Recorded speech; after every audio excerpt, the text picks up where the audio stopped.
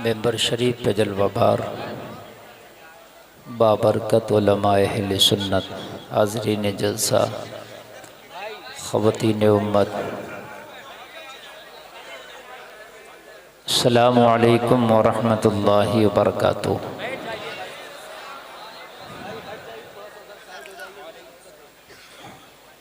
अल्हम्दुलिल्लाहि रब्बिल आलमीन वल आक़िबतु लिल मुत्तक़ीन वस्सलातु वस्सलामु अला अशरफिल अंबियाइ वल मुरसलीन व अला आलिहि व अस्हाबिहि अजमईन। अम्मा बअदु फ़अऊज़ु बिल्लाहि मिनश शैतानिर रजीम। बिस्मिल्लाहिर रहमानिर रहीम। वल अस्र इन्नल इंसान लफ़ी खुस्र इल्लल्लज़ीना आमनू व अमिलुस्सालिहाति व तवास्सौ बिल हक़्क़ व तवास्सौ बिस्सब्र। आमन्तु बिल्लाहि सदक़ल्लाहुल अज़ीम। काबे के बदरुद्दुजा तुम पे करोड़ों दुरूद, तैबा के शम्सुद्दुहा तुम पे करोड़ों दुरूद। आका हमने ख़ता में न की, तुमने अता में न की, कोई कमी सरवरा तुम पे करोड़ों दुरूद। सुभान अल्लाह। जब आप ज़माने से मायूस हो जाएं और आप ज़माने में ठोकरें खा के गिरने लगें और कोई आपका साथ देने के लिए तैयार ना हो, तो आला हज़रत का ये शेर अपना वजीफ़ा बना लें। या रसूल अल्लाह, गिरने को हूँ हाथ दो, गोता लगे साथ दो, ऐसो पर ऐसी अता तुम पे करोड़ों दुरूद। और जब ज़माना साथ छोड़ जाए, अपना भी बेवफाई कर जाए, गैर भी बेवफाई कर जाए, तो इस शेर को पढ़ना इंशाअल्लाह करार आएगा, ज़िंदगी में बहार आएगी। क्यों कहूँ बेकस हूँ मैं, सुभान अल्लाह। क्यों कहूँ बेबस हूँ मैं, तुम हो मैं तुम पर फिदा, तुम पे करोड़ों दुरूद। बारगाहे रिसालत में सारा मजमा मचल कर एक बार हदिया दुरूद पेश करे। पढ़ें अल्लाहुम्मा सल्ली अला सय्यिदना मौलाना मुहम्मदिन व बारिक व सल्लिम। सल्लु अलैहि सलातun व सलामुन अलैका या रसूल अल्लाह। सब लोग मिल के बोलें सल्लल्लाहु अलैहि वसल्लम। ये आज का अज़ीम शान प्रोग्राम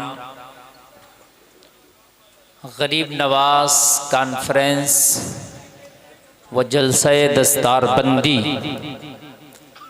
अल्हम्दुलिल्लाह अपनी कामयाबी की मंजिलों से हमकिनार है।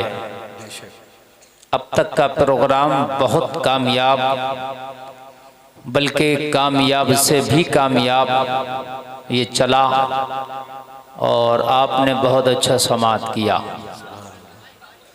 मेंबर शरीफ पे उलमा का मुक़द्दस काफ़िला तशरीफ़ रखता है।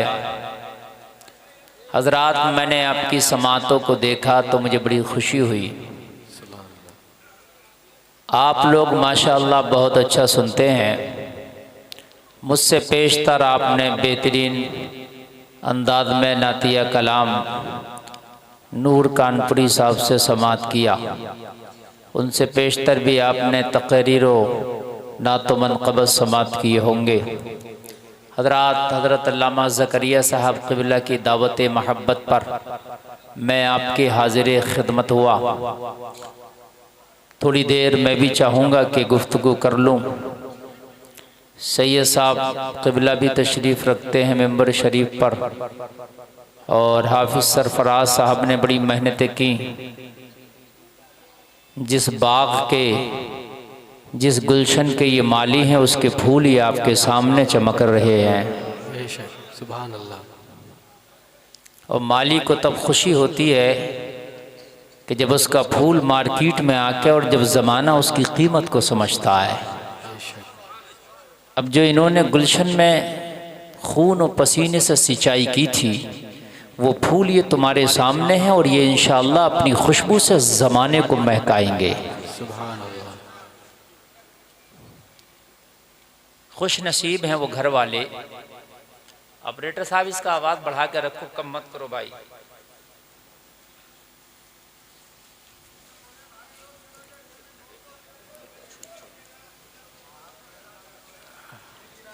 हट जाइए भाई, साइड इधर हट जाइए, साइड हो जाइए ज़रा। हाँ, आप लोग बिल्कुल गुफ्तगू ना करें, मेरी ही गुफ्तगू सुने। खुश नसीब हैं वो घर वाले कि जिनके बच्चे इल्म दीन हासिल करते हैं और इल्म दीन हासिल करने के बाद कोई हाफिज़ बनता है, कोई कारी बनता है, कोई आलिम बनता है, कोई मुफ्ती बनता है। खुश नसीबी की बात है। एक काम और कर लो बस आप लोग, इल्म दीन अपने बच्चों को आप सिखाते हैं, माशाअल्लाह। इल्म दीन इन हाफिज़ों के लिए, मदरसे में पढ़ने वाले बच्चों के लिए ज़रूरी नहीं बल्कि हर मुसलमान मर्द औरत पर फ़र्ज़ है। इतना इल्म दीन जिससे उसकी ज़रूरियात पूरी हो सके। आप डॉक्टर, इंजीनियर, मास्टर, प्रोफेसर बनना चाहते हैं, मना नहीं, बनो, इस्लाम इजाज़त देता है। डीएम एसडीएम बनो, इस्लाम बिल्कुल इजाज़त देता है, इस्लाम की तरफ से छूट है। आप जो बनना चाहते हैं बने, इस्लाम ने मना नहीं किया। हिंदी पढ़ें, इंग्लिश पढ़ें, संस्कृत पढ़ें, और भी कोई तालीम पढ़ना चाहते हैं तो पढ़ें। पढ़ने के लिए आप चाइना जाना चाहते हैं जाएं, अमेरिका जाना चाहते हैं, लंदन जाना चाहते हैं, जहाँ जाना चाहते हैं जाएं, इस्लाम ने इजाज़त दी है। बल्कि मेरे नबी ने तो फरमाया इल्म हासिल करो चाहे तुम्हें चीन जाना पड़े, मना नहीं है। और ये ज़रूरी नहीं है कि सब मौलाना मुफ्ती बनाओ, नहीं, इल्म दीन हासिल करो इतना जितनी तुम्हारी ज़रूरत पूरी हो सके। नमाज पढ़ने जाओ तो आपको वज़ू का तरीक़ा मुकम्मल याद हो, ये भी पता हो वज़ू टूटता कैसा है, वज़ू होता कैसे है, ये पता होना चाहिए। वज़ू किया कैसे जाता है, वज़ू टूटता कैसे है। फिर नमाज पढ़ो तो नमाज याद हो, पाकी नपाकी के मसाइल याद हो, इतना कुरान अच्छे से पढ़ना आता हो जितना नमाज में आप पढ़ सकें। ये कुछ चीज़ें हैं, चंद, ज़्यादा बड़ा काम नहीं है। आप चाहेंगे तो सीख सकते हैं। बात समझ रहे भाई, नहीं समझ रहे हैं आप? देखो, बिना पढ़ा लिखा आदमी सऊदी अरब जाता है, कोशिश करता है, टूटी फूटी अरबी बोलने लगता है, सीख जाता है। आप कहीं इंग्लिश कंट्री में जाओ, टूटी फूटी इंग्लिश बोलने लगोगे। कोशिश करते हैं, जब हम कोशिश करेंगे तो इंशाअल्लाह हमें ज़रूर दीन के इतने मसाइल याद हो जाएंगे जितने की कि हमारी ज़रूरत है। ये लाज़मी है। हमारा मुसलमान बहुत बड़ा क्रेज़ी है, बहुत बड़ा जोशीला है, लेकिन अभी सही बात यह है कि जो बेसिक मसाइल हैं, उसकी ज़रूरियात की जो बुनियादी चीज़ें हैं, मेरा मुसलमान उनसे बड़ा दूर है, बहुत दूर है। मुसलमानों, आप अपने बच्चों को भी सिखाओ और तुम्हें नहीं आता है तो खुद भी सीखो। बच्चों को भी सिखाओ और तुम्हें नहीं आता है तो खुद भी सीखो, इसलिए कि मरने के बाद हिसाब सबसे होना है। तरीक़ा बता दूं मैं आपको। बच्चे आपके मदरसे में पढ़ते हैं, बड़े बड़े इदारों में पढ़ते हैं, लेकिन आज जो हमारे नौजवान और बूढ़े लोग हैं, कितने हैं कि उन्हें नमाजें भी सही से नहीं आती, पाकी नपाकी के मसाइल नहीं आते, हराम और हलाल के जो मसाइल हैं मोटे मोटे वो नहीं आते। तरीक़ा क्या है? मौलाना सरफराज साहब के मदरसे में तो जाएंगे पढ़ने के लिए तो उसमें एक टाइम टेबल है भाई, सुबह फजर के बाद से लेकर के दोपहर 12-1 बजे तक पढ़ाई होती है। आपको तो उतना टाइम नहीं है, कि आप मौलाना सरफराज साहब के मदरसे में जाकर के पढ़ाई कर लें, इसलिए कि बीवी बच्चों की भी जिम्मेदारियां तुम्हारे कांधों पर हैं। आपको दुकान भी बेचना है, बिजनेस भी करना है, कहीं कारखाने में जाकर काम भी करना है। मुसलमानों, तरीका बताऊं, मरने से पहले इल्म दीन इतना हासिल करके चले जाओ जिससे ज़रूरियात पूरी हो सके। पूरी ज़िंदगी नमाज़ें पढ़ी और नमाज पढ़ने का तरीका याद नहीं, तुझे क़िरात अच्छे से नहीं आती, तुझे पाकी नपाकी के मसाइल नहीं आते, तो खाली सजदे करने से, टक्करें मारने से कोई फ़ायदा नहीं है। ऐसी नमाजें मैदान महशर पे मुंह पे मार दी जाएंगी। ये कड़वी हकीकत है जिससे तुम मुंह नहीं मोड़ सकते। लोग ये सोचते हैं कि बस मस्जिद में जाकर नमाज पढ़ ली तो हो गई। मेरे भाई, ऐसे नहीं चलता। पहले अपनी नमाज किसी आलिम दीन को सुनाओ। मौलाना ज़करिया साहब के पास जाओ, मौलाना सरफराज साहब के पास जाओ, कहो हजरत हमारी नमाज सुनो। जब ये डन कर दें, जब ये कह दें हाँ तेरी नमाज ठीक है, तो अपने आप को नमाजी मानना। तो खुद से ही अपने आप को नमाजी मानने लगा। तो यार, तेरी नमाज जब एक आलिम दीन की सामने सही नहीं हो सकती, तो अल्लाह की बारगाह में वो सही कैसे हो जाएगी? अगर कहो कि भाई नमाज सुनाओ, तो कहते मौलाना तुम्हारी तरह तो मैं नहीं पढ़ सकता। भाई तुम्हारे सामने तो मैं सुना ही नहीं सकता, तो अल्लाह के सामने कैसे सुना रहा है जाकर? भाई पता है क्या नहीं यार, ये तो खाली के दिखावे हैं। ये वो जमीनी हकीकत बयान कर रहा हूँ। ये बातें आपको अच्छी नहीं लगती हैं और शायद इससे खतराते भी हैं, मगर मैं ये नहीं सोचता भाई तकरीर जमे या ना जमे, अगर बात थोड़ी सी काम की हो जाए। पता है क्या नहीं, वरना चौके छक्के तो मुझे बहुत आते हैं मारना। मैं इधर मारूं, उधर मारूं, खड़ा कर दूं, बैठा दूं, ये कर दूं, वो कर दूं, लेकिन ये जमीनी हकीकत है। अभी मैं आपसे कहूं नमाज सुनाओ, हजरत आपके सामने तो नहीं सुना सकते। ओ भाई, मेरे सामने नहीं सुना सकते तो अल्लाह के सामने क्या करने सुना रहे हो तुम? मौला अली नमाज पढ़ते चेहरा सुर्ख हो जाता। पूछते अली चेहरा क्यों सुर्ख होता नमाज में? फरमाते उस रब की अमानत अदा कर रहा हूं, मैं सोचता हूं कहीं कोई खता ना हो जाए। वो अली जो कयामत तक उस जैसा कोई कारी नहीं आएगा, बेशक। वो अली जो कयामत तक उन जैसा कोई आलिम नहीं आएगा, वो अली जो दमादे पैगंबर हैं, वो अली जिसको नबी ने फरमाया इल्म का दरवाजा है, वो अली जो हिकमत का खजाना है। नमाज पढ़ते हैं तो चेहरा सुर्ख है, कहीं कोई खता ना हो जाए। जरा गौर करें, हमने नमाजों को, हर चीज को बड़ा आसान समझ लिया है, बड़ा आसान। ये उलमा किस लिए है? खुद से तुम नमाजी बन गए, खुद से पढ़ रहे हैं, टूटी फूटी जैसी भी आ रही है। और भाई किसी को जाके सुनाया तुमने? ये हाफिज है, इन्होंने सनद ली, इन्होंने किसी को सुनाया, जब इनको राइट कर दिया कि हाँ भाई ठीक है, तब ये सनद के हकदार हुए। मैं ये नहीं कहता तुम भी सनद ले लो, मगर कम से कम किसी हाफिज मौलाना कारी को सुना के उससे ज़बानी तौर पर सनद ले लो कि तेरी नमाज ठीक है। करोगे नहीं मगर ऐसा तुम? और भाई तुम ना करते मत करो। कब्र तैयार है, कब्र का गड्ढा तैयार है, हिसाब सबसे होना। अल्लाह एक एक जर्रे का तुमसे हिसाब लेगा। तुमने जो नमाजें पढ़ी हैं, जब ये ठीक ठाक नहीं होंगी, इनमें पाकी नपाकी का तुम्हें पता नहीं होगा। मालूम है, वुजू करते हुए अगर बाल के बराबर भी कोई जगह ऐसी रह गई जहां पानी नहीं पहुंचा, कितनी बाल के बराबर, वुजू नहीं होगा। बैठे उलमा, इनसे पूछो कितने लोग खाली चिपड़ चिपड़ के ऐसी वुजू कर लिया और नमाज पढ़ लेते हैं। कितने लोग हैं उनको वुजू के तरीके याद नहीं है। पानी लिया, आधा चेहरा धुला, आधा रह गया, मसा करने का तरीका तक याद नहीं है। सर्दी के मौसम में खुश्की में पैर फट जाते हैं और पैर खुशक हो जाते हैं। बहुत से पानी डालते वो ऐसे गुजर जाता। पहले सही तरीके से मसलो उसे, उसके बाद पानी उस पर ढालो ताकि बह जाए, उसके बाद वुजू होगा। किसी आलिम दीन को वुजू का तरीका सुनाओ भी, वुजू करके दिखाओ भी। ये तरीका है, सुनाओ भी और दिखाओ भी। लेकिन है ही नहीं हमारे यहाँ, ये शोबे ही नहीं, कुछ भी कोई तरीका ही नहीं है हमारे यहाँ। मैं आज आपको एक तरीका बता के जा रहा हूँ तकरीर शुरू करने से पहले। आप इसलिए कि ये दस्तारबंदी का जलसा है, ये बच्चों ने हाफिज कुरान बने, मैं चाहता हूँ कि तुम भी कुछ ना कुछ बन जाओ। नबी फरमाते हैं सबसे बेहतर वो है जो इल्म दीन सीखे दूसरों को सिखाए। अगर जिंदगी में तुम रोज का एक मसला भी मालूम करने लग जाओ, इल्म दीन हासिल करने की जुस्तजू में लग जाओ, तो तुम्हारा शुमार भी इल्म दीन हासिल करने वालों में हो जाएगा। अगर मरोगे तो जन्नती हो के मरोगे। रोज का मसला सीखना शुरू कर दो। उलमा के फोन नंबर लो, जिस आलिम से तुम्हारी दोस्ती या मामले उसी का नंबर लो, उसी से रोज दूसरे तीसरे दिन कोई ना कोई बात पूछते रहो। मगर तुम तो बातें ऐसी पूछते हो जिसका कोई भी ठिकाना नहीं है, जिसका कोई मकसद नहीं। तुमसे उसको न मरने के बाद पूछा जाएगा, तुमसे न मरने के पहले पूछा जाएगा। उलमा से ऐसे सवाल करेंगे जो बेचारे आलिम के भी जहन में ना हो।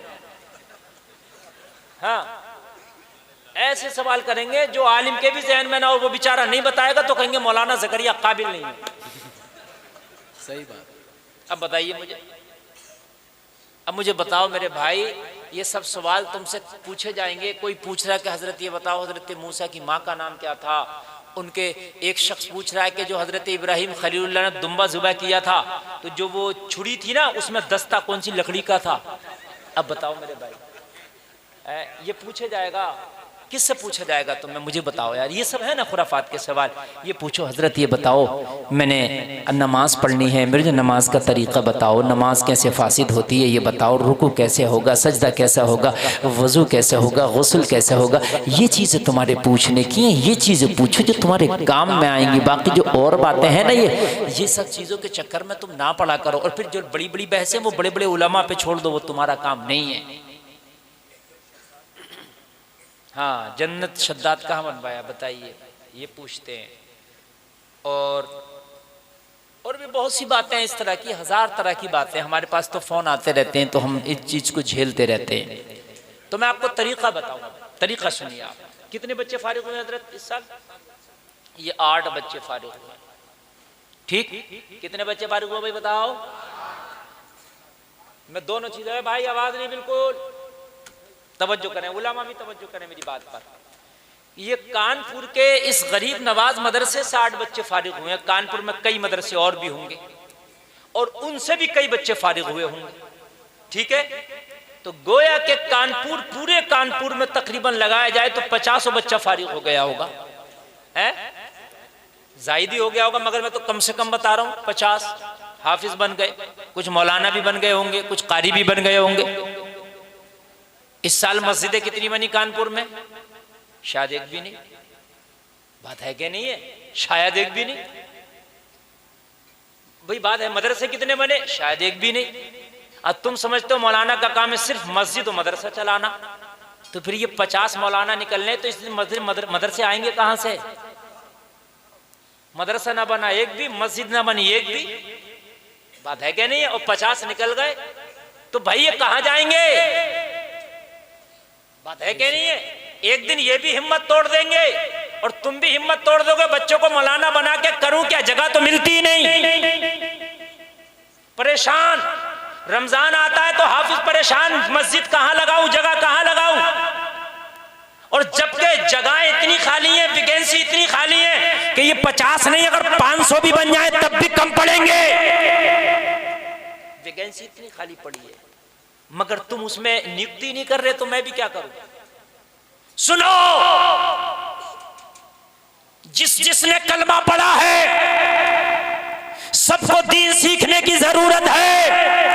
अब सब तो मदरसा में दीन सीखने के लिए जा नहीं सकते। कोई कारोबार करता है, कोई दुकान चलाता है, कोई बिजनेस करता है, कोई कहीं पर नौकरी करता है, कोई कहीं पर सर्विस करता है। तो कान खोल के सुनो लोगों, आप अपने मोहल्ले में 10 से 15 से 20 से 25 लोग इकट्ठे हो जाओ, 30 लोग इकट्ठे हो जाओ, और 25, 30, 15 जितने भी हो सके, उसमें नौजवान भी हो, बूढ़े भी हो। या तो नौजवान का एक अलग बैच बना ले, बूढ़े का बैच बना ले। और बनाने के बाद एक काम ये किया करें कि अगर आप 20 लोग इकट्ठे हो गए तो आप 20 लोग 300 रुपए महीना इकट्ठा करें। कितने? जोर से बोल दो यार। मोबाइल का, जियो का रिचार्ज भी कराते हो नहीं 299 का एक महीने का, तो ऐसे ही मान लो 300 रुपया इकट्ठा करें। बगैर रिचार्ज के तू रह नहीं पाता। 399 का तुझे चाहिए, इसके बगैर तुझे सुकून नहीं मिलेगा। तो गुलफाम एक रिचार्ज जोड़ो बता के जा रहा 300 रुपए। 20 लोगों ने 300 इकट्ठा किया तो कितना हो गया? 6,000 माशाअल्लाह, 6,000 हो गया। तवज्जो करना आप, ये ज्यादा हो गया, सही हुआ ना? हाँ, 6,000 रुपया इकट्ठा करके मौलाना जकरिया के पास जाओ, वो इसको अमल में लाना जो मैं बता रहा हूँ। खाली बता के नहीं जा रहा कि मैं तकरीर कर रहा हूँ, तकरीर तो कुछ और करना, मगर मैं कुछ बता के जा रहा हूँ। मौलाना जकरिया साहब से कहो, हजरत हम 20 नौजवान या 20 बूढ़े या 20 लोग इकट्ठे हो गए, 6,000 रुपये महीना का बैलेंस भी हमने बना लिया, हर महीना 6,000। किसी मौलाना या हाफिज को हमारे लिए मुकर्रर कर दो, हमारे फला गोदाम में, फला की बैठक में, फला की ऑफिस में, जो टाइम हम बताएं उस टाइम आ जाया करे और हमें नमाज और कुरान सिखा के चले जाया करे। अल्लाह, जिंदाबाद जिंदाबाद, बहुत अच्छा मैसेज है, बेशक बहुत अच्छा मैसेज। तुम मदरसे न जाओ, नहीं जा सकते। अभी जिस जगह पे मेरा कयाम था वो एक बहुत बड़ा सा हॉल है। इस तरह कितने हॉल होते हैं, कितने गोदाम होते हैं, कितने ऑफिस होते हैं, कितने मकान होते हैं, कितनों की बैठकें होती हैं। तो ये खाली मदरसे मस्जिद के लिए नहीं है। आप तो किसी मौलाना की नियुक्ति कर लो, किसी हाफिज की कर लो और उससे कह दो हमें 3 घंटा तुझे देना है। अगर तुम कहोगे भाई रात को 8 बजे आया जाया कर, ईशा के बाद हमारी दुकानें बंद हो जाती हैं, हमारी सर्विस खत्म हो जाती है, हम ऑफिस से वापस आ जाते हैं, अपने कारोबार से फारिग हो जाते हैं, तो 2 घंटा हमें, तू रात को 8 बजे आया कर और 8 बजे आने के बाद 10 बजे तक हमें पढ़ाया कर। 20 लोगों को एक हाफिज कुरान आकर के पढ़ाएगा, मैं गारंटी के साथ कहता हूँ 6 महीना ना गुजरेगा, तुझे बेहतरीन नमाजी भी बना देगा, कुरान पढ़ने वाला कारी भी बना देगा। सुभान अल्लाह, सुभान अल्लाह, जिंदाबाद जिंदाबाद, बहुत अच्छी, कितना बढ़िया बात हो जाएगा। और ये भी परेशान नहीं रहेंगे कि हम कहाँ जगह लाएं, हम कहाँ जगह लगाएं। एक एक मौलाना कम से कम 5-5 जगह पढ़ाए, 24 घंटे में 5 जगह पढ़ा सकता। एक मौलाना कमाएगा 30 से 40 हजार रुपए महीना। मदरसों में लाइन लगी होगी, हजरत हमारे बच्चे का एडमिशन, हमारे बच्चे का एडमिशन। सही बता रहे हैं, लाइन लगी होगी। आज मदरसे में बच्चों को बुलाना पड़ रहा, चूंकि आदमी दिखता है कि मस्जिद कहाँ से आएगी, मदरसा कहाँ से आएगा, वैकेंसी इतनी है। अभी अगर सबसे सुनना शुरू कर दूं, नमाज मुश्किल से 10, 15, 20 लोगों के याद हो, सब वैकेंसी खाली तो पड़ी है। यार तुम रिचार्ज कर सकते हो, दूध का बिल दे सकते हो, बिजली का बिल दे सकते हो, पेट्रोल भरा सकते हो, लॉन्ड्री पे कपड़ा धुलवा सकते हो, सारे बिल दे रहे हो, एक बिल दीन के लिए भी सही। सुभान अल्लाह, जिंदाबाद जिंदाबाद, बहुत अच्छे, सुभान अल्लाह, है कि नहीं? बहुत अच्छा। जहाँ हम 20,000 रुपए महीने में अपनी फैमिली का खर्चा कर रहे हैं, तो वहाँ 300 रुपए ये भी सही, 20,300 कर लो। और अगर चाहते हो तो और बड़ा मौलाना लाओ, तो 500-500 रुपए महीना इकट्ठा कर लो। सुभान अल्लाह। जो लोग मजदूरी करते 500 रुपए की दिहाड़ी करते हैं, एक दिहाड़ी दीन के नाम, 29 दिन अपने लिए काम कर, एक दिन दीन के लिए। सुभान अल्लाह, बहुत अच्छे, बहुत अच्छा मैसेज। 20 लोग जब 500-500 इकट्ठे करेंगे ना, उसमें जरा आला क्वालिटी के लोग आ गए तो 10,000 रुपए हो गए। 10,000 में जिस मौलवी के लाओ 2 घंटे के लिए ले आओ, मुश्किल से नहीं आएगा, खुशी से आएगा। सुभान अल्लाह, जिंदाबाद जिंदाबाद। भाई बात है कि नहीं है? ये भी खुश, तू भी खुश, तेरा भी काम चल गया, इनका भी काम चल गया। ये जमीन के ऊपर खुशहाल रहेंगे, तू जमीन के नीचे खुशहाल रहेगा। सुभान अल्लाह, सुभान अल्लाह, है कि नहीं? जमीन के ऊपर तू इन्हें खुशहाल नहीं रहने दे रहा, तो जमीन के नीचे अल्लाह तुझे खुशहाल नहीं रहने देगा।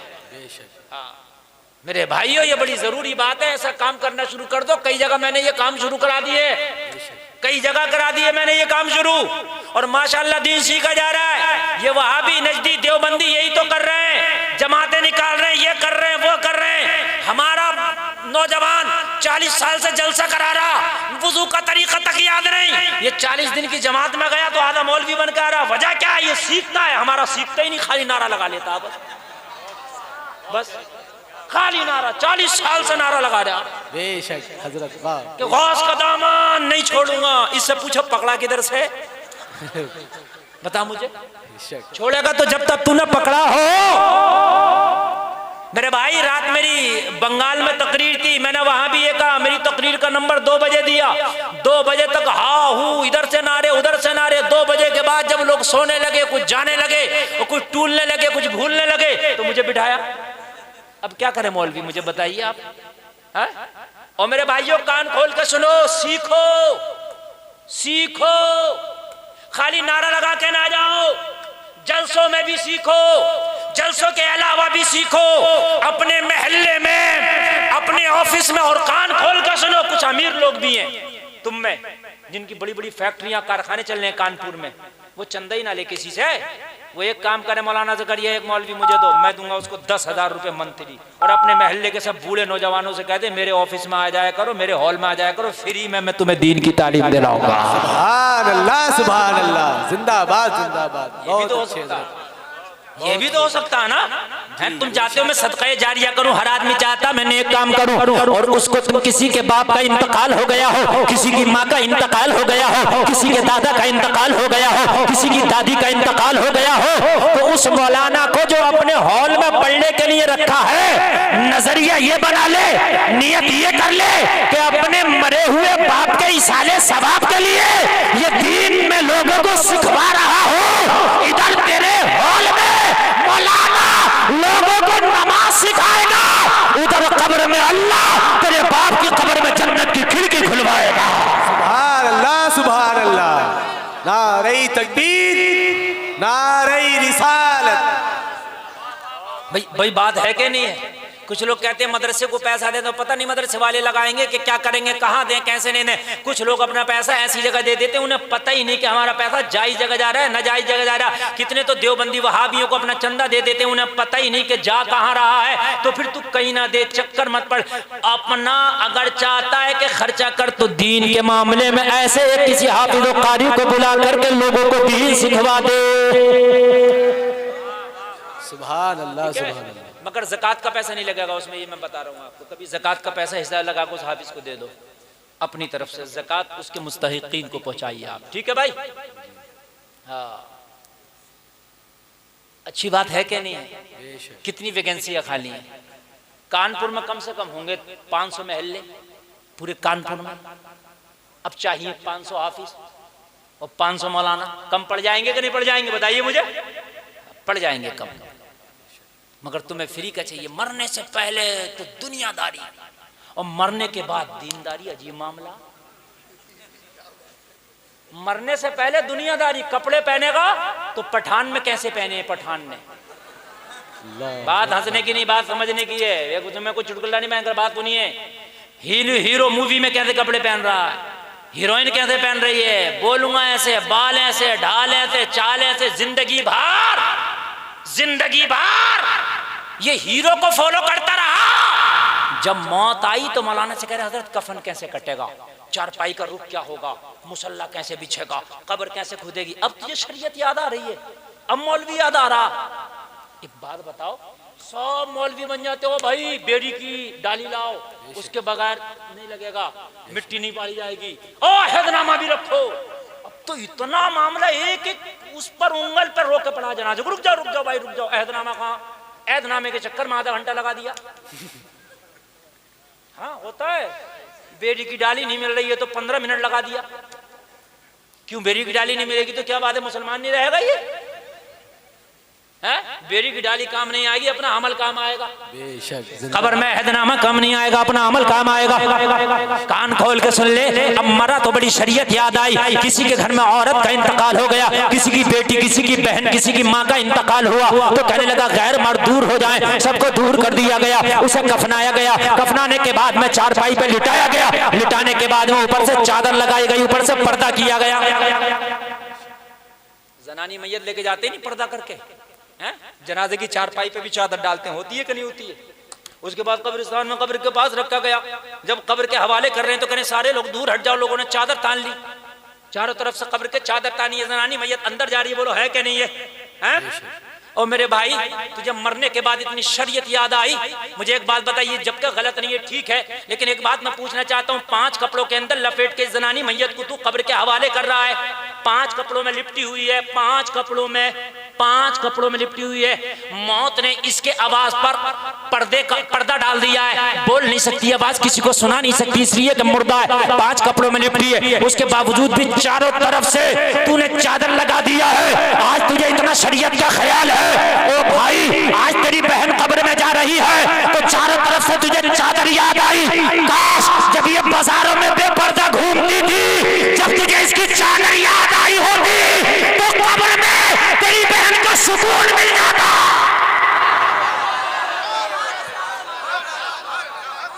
खबर में सुकून मिल जाता। तुझे आज चादर याद आई जबकि नामा अमाल में मरने के बाद ताला लगा दिया जाता है। मरने के बाद नामा अमाल में ताला लग जाता है। अब तेरा कोई अमल कबूल नहीं। कफन 1000 रुपए मीटर का पहना दे तब कोई फायदा नहीं। 100 रुपए मीटर का पहना दे तब तुझे कोई फायदा नहीं। तेरी कब्र कोई कीमती जमीन में खोद दे तब कोई फायदा नहीं। भारतीय सस्ती जमीन में खोद दे तब कोई फायदा नहीं।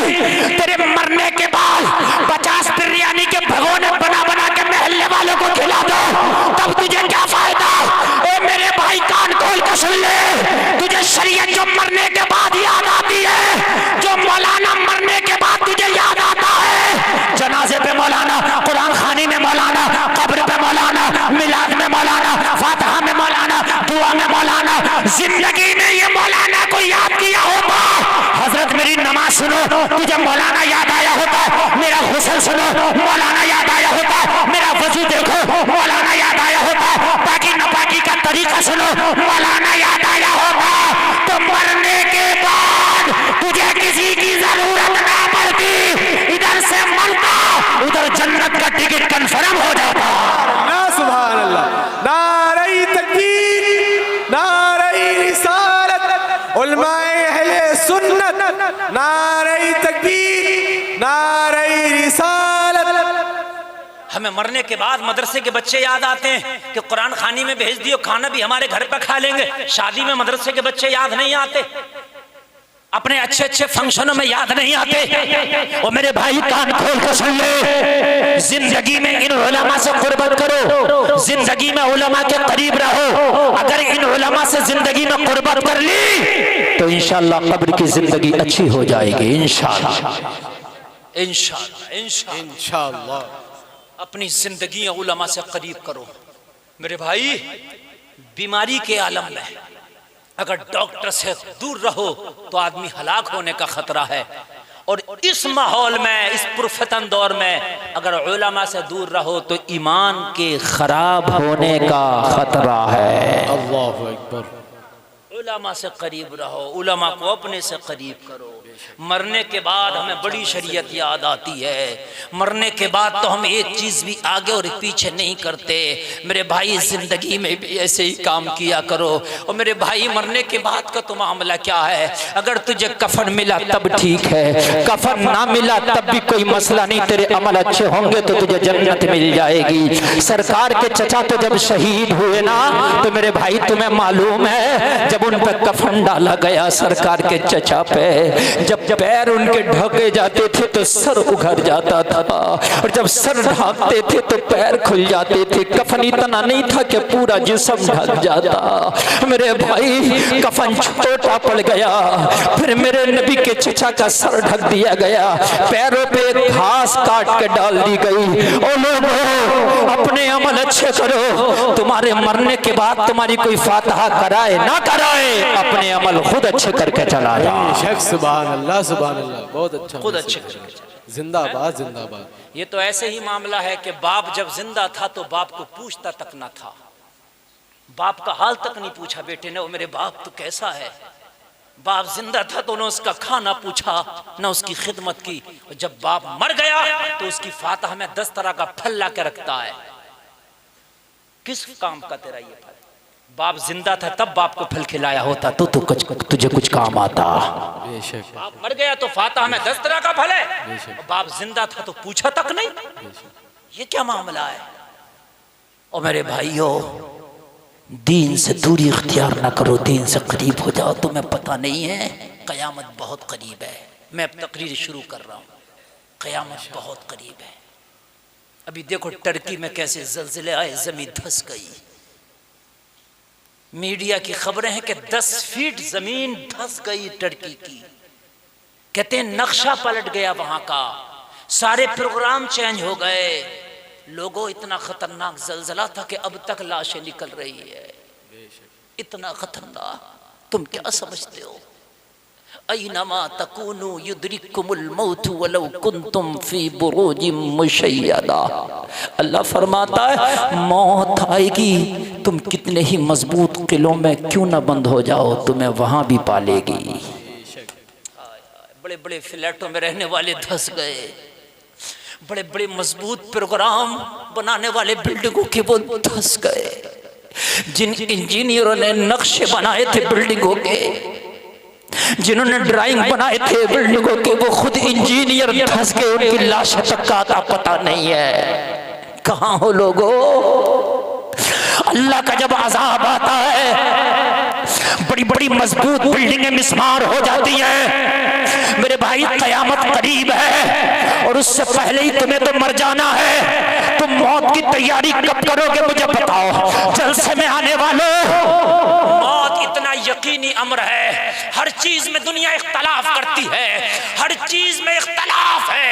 हद ये है कि खुदा के मानने में इख्तिलाफ, कुरान के मानने में इख्तिलाफ, रसूल के मानने में इख्तिलाफ, ईमान के लाने में इख्तिलाफ, लोगों हर मसले में इख्तिलाफ। लेकिन मौत एक ऐसा अमल है इसमें किसी का इख्तिलाफ नहीं। बेशक बेशक बेशक। मेरे भाई बात है कि नहीं? हक है।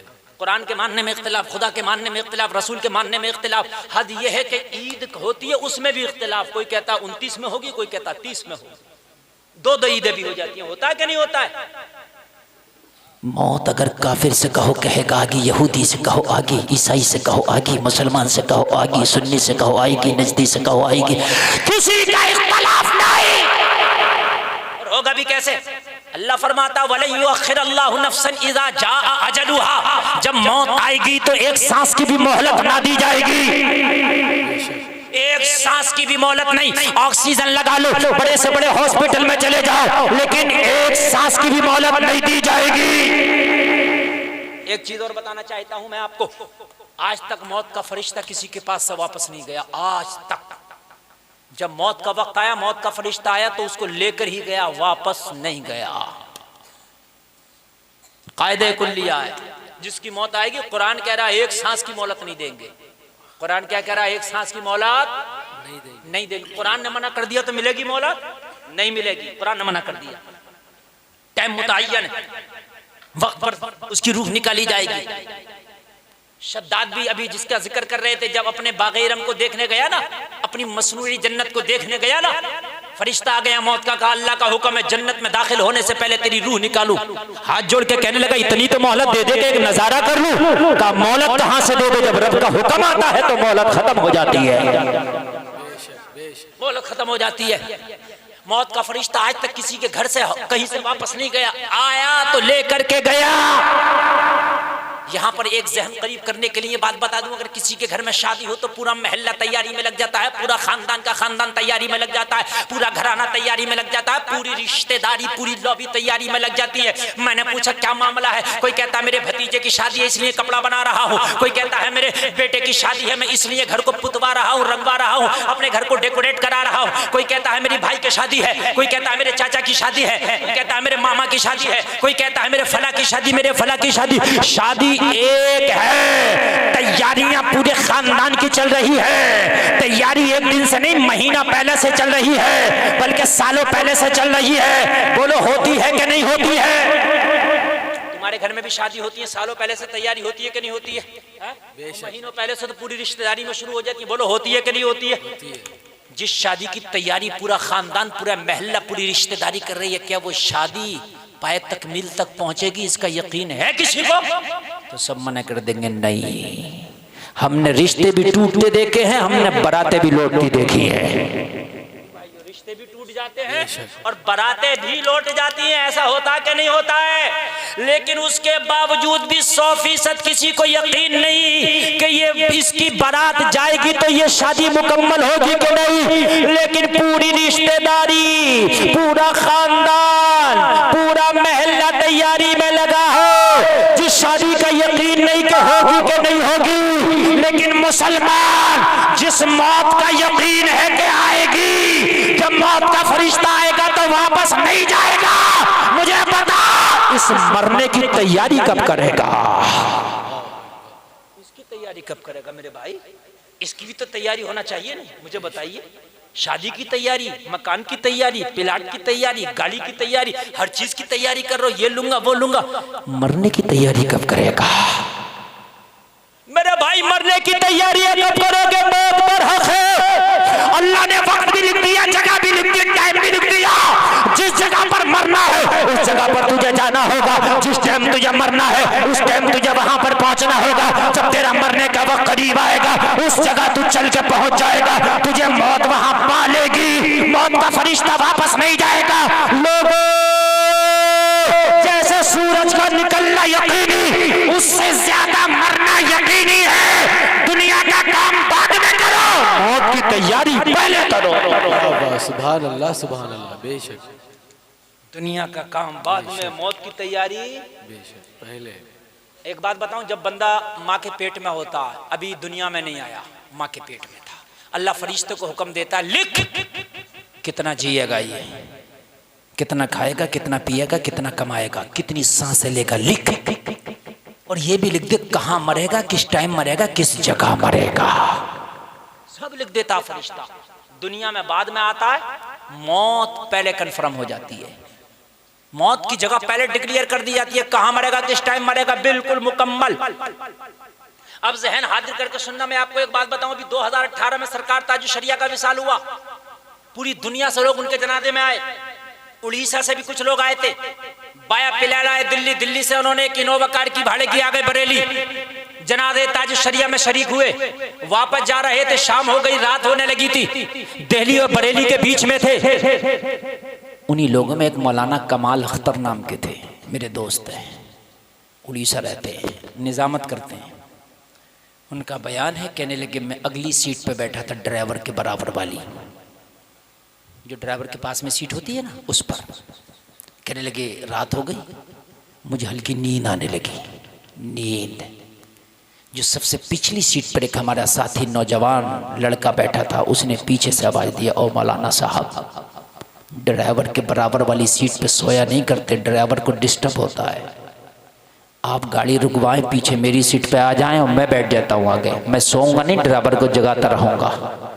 कहने लगे मैंने गाड़ी रुकवाई, पिछली सीट वाला मेरी सीट पे आया, मैं पिछली सीट पर पहुँचा, गाड़ी 5 मिनट नहीं चली थी, एक्सीडेंट हो गया, ऑन द स्पॉट उस लड़के की मौत हो गई जो अपनी सीट से उठ के मेरी सीट पे आया था। मुझे बताएं, ये है मौत, खुद चल के जाओगे मौत तक, खुद। अल्लाह ऐसे असबाब बनाता है, क्या जरूरत थी इसे पीछे अच्छा खासा बैठा था, लेटा था, लेकिन पीछे से खुद कह के आगे आया और ये बच गए और ये मर गया। मौत, जब मौत आएगी ना तो ऐसा अमर हकीकी है, खुदा की कसम तुम्हें कोई नहीं बचा सकता, ना डॉक्टर ना हॉस्पिटल, ये तो दिल के समझाने हैं। दवा करना ठीक है भाई, दवा करनी चाहिए, लेकिन दवा भी नहीं बचाती, इसलिए कि शिफा दवा में नहीं रखी है अल्लाह ने, शिफा अल्लाह के हुक्म में है। कभी कभी वही दवा फायदा करती है और वही दवा नुकसान करती है, बोलो होता कि नहीं होता? हजरत मूसा एक अल्लाह के नबी में पेट में दर्द हुआ, कोहे तूर पे पहुंचे, मौला मेरे पेट में दर्द है, नुस्खा तो बता। हजरत मूसा है, नुस्खा भी रब से पूछते हैं। बताया मूसा फला जंगल में जाओ, इस तरह की बूटी होगी, इस तरह का दरख्त होगा, उसका पत्ता तोड़ना, उसको घोटना, छालना, अरक निकाल के पी लेना, शिफा मिल जाएगी। हजरत मूसा खुदा के बताने के मुताबिक उसी जंगल में पहुंचे, उसी दरख्त का पत्ता तोड़ा, घोटा, छाना, पीसा, अरक निकाला, पी लिया, पेट का दर्द अच्छा हो गया। आपने पहचान लिया पेट के दर्द की बूटी ये है, पहचान लिया। पहचानने के बाद में आप चले गए, चंद दिन के बाद फिर हजरत मूसा के पेट में दर्द हुआ। जब पेट में दर्द हुआ तो सोचा दर्द की बूटी तो पता ही है ना, उसी जंगल में पहुंचे, उसी दरख्त के पास जाकर के उसका पत्ता तोड़ा, पीसा, घोटा, छाना, अरक निकाला, पी लिया, पेट का दर्द बढ़ गया, बढ़ गया। और जब नुस्खा नुकसान कर जाए तो फिर डॉक्टर के पास जाते हैं, डॉक्टर साहब इसने तो नुकसान दिया है, जाते नहीं जाते। फिर हजरत मूसा कोहे तूर पर रब की बारगाह में हम कलाम हुए, मौला जो बूटी तूने बताई थी उसने तो पेट का दर्द पहले अच्छा कर दिया था और अब तो मेरे पेट का दर्द बढ़ा दिया। मौला मामला क्या है? नुस्खा वही है, बूटी वही है, दवा वही है, रब का हुक्म हुआ मूसा, शिफा दवा में नहीं हमारे हुक्म में है। पहला हमारा हुक्म था, अब हमारा हुक्म नहीं है। जिंदाबाद जिंदाबाद, सुभान अल्लाह, बाज क्या कहने हजरत, सुभान अल्लाह सुभान अल्लाह, जिंदाबाद जिंदाबाद। पहले बहुत अच्छा, अब नहीं है। तकरीर समझ में आ रही है कि नहीं आ रही है? जी जी भाई मैं बहुत दिल से बोलने की कोशिश कर रहा हूँ, कुछ काम की बातें बताने की कोशिश कर रहा हूँ, ठीक है भाई? वरना हमारे मुसलमान आज आदी हो गए ऐसी तकरीर के गौसे आजम अपनी गोद में भरेंगे और जन्नत ले जाएंगे। बस मजा आ गया। क्या तकरीर करी है मौलाना ने, जन्नत पहुंचा के छोड़ा रहा। अल्लाह अकबर, बहुत अच्छे हजरत। मेरे भाई हर वक्त फजीलत फजीलत सुनोगे, हर वक्त जो है आप ये बातें सुनोगे तो मेरे भाई जो आज़ाब की आयतें हैं कुरान में वो कहाँ जाएंगी? हैं? कुरान में जहाँ अल्लाह की रहमत का जिक्र है वहाँ इन्ना अज़ाब रब्बिका लशदीद का जिक्र नहीं है? तेरे रब की पकड़ बहुत सख्त है इसका जिक्र नहीं है? कि कयामत और रोजे महशर का जिक्र नहीं है? कि जहन्नम का जिक्र नहीं है? मेरे भाई सुनो, तवज्जो करो। क्या कह रहा था मैं अभी, बताइए, भूल गए? हाँ याद रखा करो। ओ मेरे भाई, डॉक्टर का इतना मानते हो आप? कानपुर का डॉक्टर फायदा नहीं करेगा, लखनऊ चले जाओगे लखनऊ का डॉक्टर फायदा नहीं करेगा, दिल्ली चले जाओगे दिल्ली का फायदा नहीं करेगा, मुंबई चले जाओगे मुंबई का फायदा नहीं करेगा, अमेरिका चले जाओगे डॉक्टर पे डॉक्टर बदल रहे हो। डॉक्टर ने कह दिया मीठा मत खाना, शुगर बढ़ जाएगा, मीठा छोड़ दिया। डॉक्टर ने कह दिया गोश्त मत खाना, तेरा लीवर खराब हो जाएगा, गोश्त छोड़ दिया। डॉक्टर ने कहा ठंडा मत खाना, ये मत खाना, वो मत खाना। डॉक्टर के कहने से तूने 50 तरह का चीज छोड़ दिया। क्यों? इसलिए कि मेरा जिस्म सलामत रहे, मेरे पास बीमारी ना आए। और जलसे में आने वाले डॉक्टर के कहने से 50 चीजें छोड़ देते हो, अल्लाह के कहने से हराम छोड़ दो।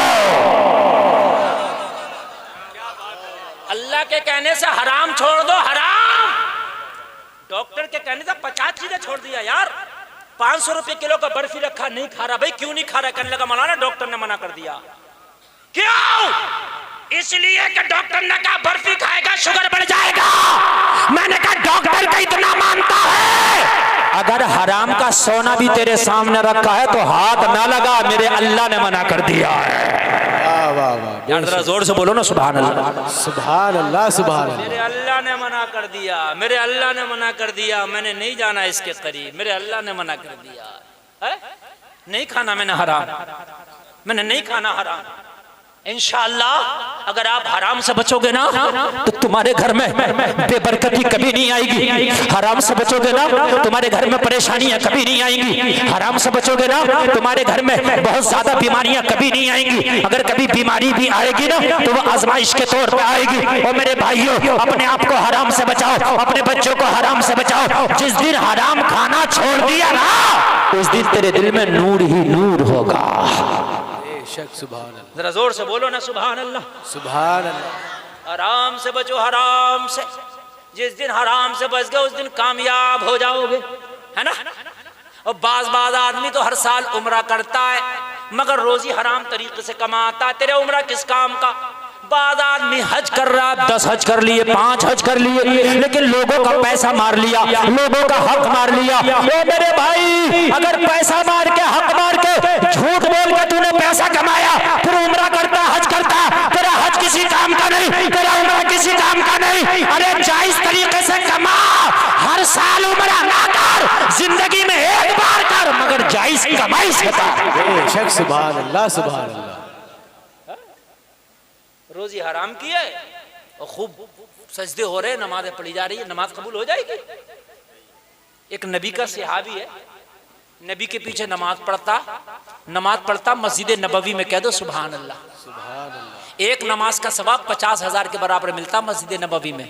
कितना मिलता? कितना जोर से बोलो। अगर मस्जिद नबवी में एक नमाज पढ़ो तो 50,000 नमाजों का सवाब। और नबी के पीछे खड़े हो के नबी के पीछे बैठ के दुआ कर लो तो दुआ कबूल ही हो जाती है। बेशक सुभान अल्लाह। यार नबी की दुआ कबूल नहीं होगी तो किसकी होगी बताइए?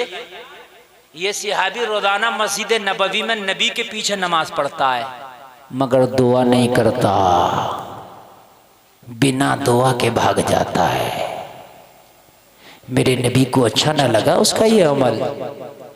और दुआ इबादतों का मग़ज़ है, दुआ में शामिल हुआ करो। मोमिनीन के वसीले से दुआएं तुम्हारी भी कबूल हो जाएंगी। इज्तिमाई दुआ में हाजिर रहा करो। अल्लाह के रसूल ने एक दिन पकड़ लिया, मेरे सहाबी रोजाना फजर की नमाज पढ़ते, नमाज के बाद इज्तिमाई दुआ में शामिल क्यों नहीं होते? सहाबी रसूल रोने लगे, आंख में आंसू आ गए। मेरे नबी ने फरमाया रोने की बात क्या? अर्ज करने लगे आका बात इतनी सी है, मेरे छोटे छोटे बच्चे। क्या है मेरे छोटे बच्चे? आवाज साफ आ रही है ना माइक की?